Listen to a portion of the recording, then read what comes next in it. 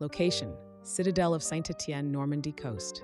Dawn, where ancient stone meets salt-laden winds and the first golden rays pierce morning mist.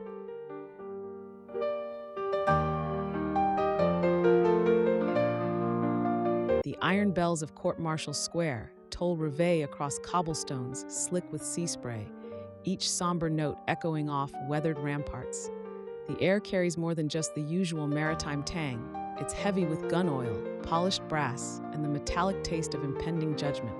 A magnificent white stallion, coat gleaming like fresh snow, stamps restlessly beneath the tricolor-draped stone arch. Its iron-shod hooves strike sparks from the ancient stones, nostrils flaring crimson in the dawn light, as though scenting the bitter winds of fate. Beyond its proud silhouette, a sea of faces crowds against a cordon of ceremonial pikes, soldiers in pressed uniforms, clerks clutching leather portfolios, townsfolk in their market day best. They press forward like waves against a breakwater, their whispers a rising tide of anticipation, hungry for the scandal that has rocked the Citadel's very foundations. The crowd parts like water as Christopher Evo is thrust into the clearing, his officer's coat, once pristine, now torn and stained with dungeon grime. Purple bruises from iron gauntlets mottle his throat, testament to his struggles. Just yesterday, he strode these same stones to wine and violins, honored guest of the Admiral herself. Now his eyes dart from face to familiar face, searching desperately for a single glance of sympathy among those who once called him friend. The morning symphony builds. Waves crash against distant cliffs. The crowd's whispers swell and ebb like tide pools, and the white stallion's nervous snort cuts through it all like a blade. Then a voice, sharp as a cutlass, cleaves the morning air. Make way for the Admiral. Stand to attention, way. 100 boots strike stone in perfect military precision, the sound echoing off the fortress walls like drum beats for the Admiral.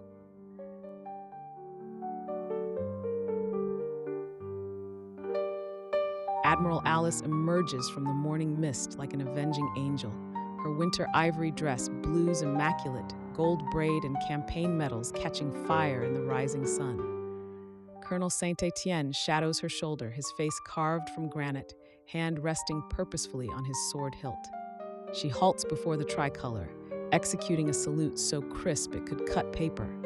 When she finally turns to face Christopher, her eyes are harder than the fortress walls themselves. Christopher, you stand charged with sabotage against the crown, sedition in time of war, and the cold-blooded murder of Lady Sowen. These crimes are further compounded by proven treasonous contact with Jelina Deveau, enemy of the realm. Before this tribunal and these witnesses, how do you plead? Christopher lurches forward, chains rattling like angry serpents. You are charged with sabotage, sedition, and the murder of Alice Sowen, compounded by treasonous contact with Jelina Deveau. How do you plead?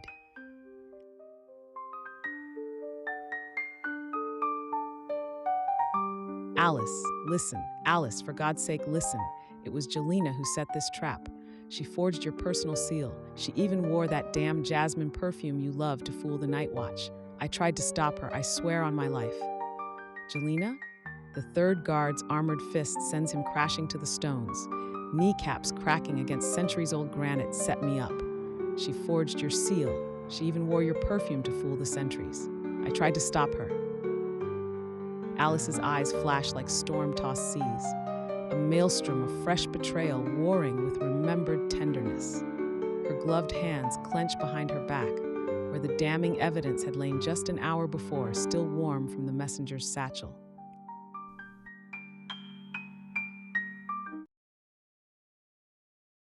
Explain. Then explain the revolver with your grip marks worn into the pearl handle. Explain the orders written in my personal cipher, a cipher known only to 3 living souls. Explain the Lady Sowen's blood still staining the cobblestones of ruin. I tell you I was framed. Jelina wanted revenge for Calais. Ask anyone who served with us there. Revolver matched to your hand. The orders in my cipher, the blood on the ruined stones. A ripple courses through the crowd like wind through wheat. Jelina? The name passes from lip to ear, each whisper adding fresh spice to the brewing scandal. The crowd leans closer, drinking in every detail of this theatrical tragedy. Alice raises a single black-gloved finger, the gesture as devastating as a sword thrust, imperial in its accusation. Name every accomplice, every conspirator, every shadow that helped orchestrate this betrayal. Christopher's defiant silence ignites something primal in Alice's eyes. In 3 swift strides, she crosses the space between them. Her black-gloved hand shoots out, seizing Christopher's throat with terrifying strength. She lifts him bodily from the ground, his boots scraping desperately against the ancient stones. The crowd recoils in collective shock as Christopher claws frantically at her iron grip, his face purpling, eyes bulging in terror.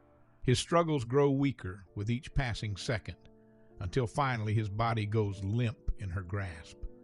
Only then does she release him, letting him crumple unconscious to the cobblestones.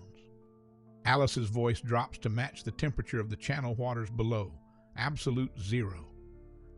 Contempt is hereby noted for the record. Guards, escort the prisoner to Fort du Silence at Cap La Hogue, Colonel noted. Ensure the official record shows the accused withholds names of co-conspirators pending further inquiry and enhanced interrogation. Guards, escort the prisoner to Fort du Silence at Cap La Hogue, Colonel. The guards haul Christopher's unconscious form upright with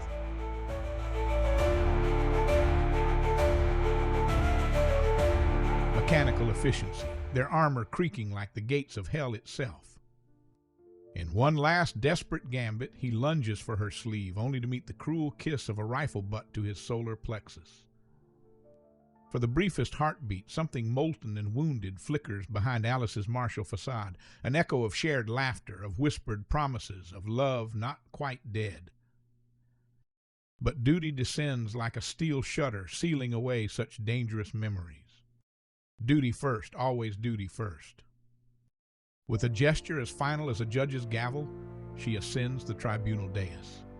Behind her, her husband, the man who once shared her bed and secrets, is dragged through the iron gate toward the notorious Sea Cliff Fortress. He lives for now. Contempt is hereby noted.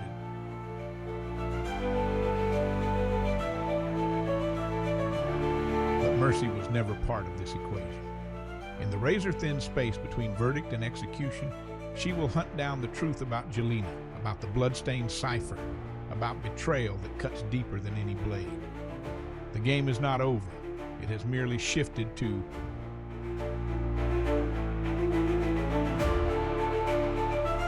shadows. As the courtyard empties and the echoes of judgment fade, Admiral Alice stands alone before the ancient fortress. Her salute is crisp, unwavering, a final gesture of duty and resolve. The weight of command settles on her shoulders, heavier than any metal. In the golden hush of dawn, she faces the future with unflinching eyes, knowing that mercy and justice are rarely the same. The wind stirs her uniform, and for a moment, the world is silent, bearing witness to the price of leadership.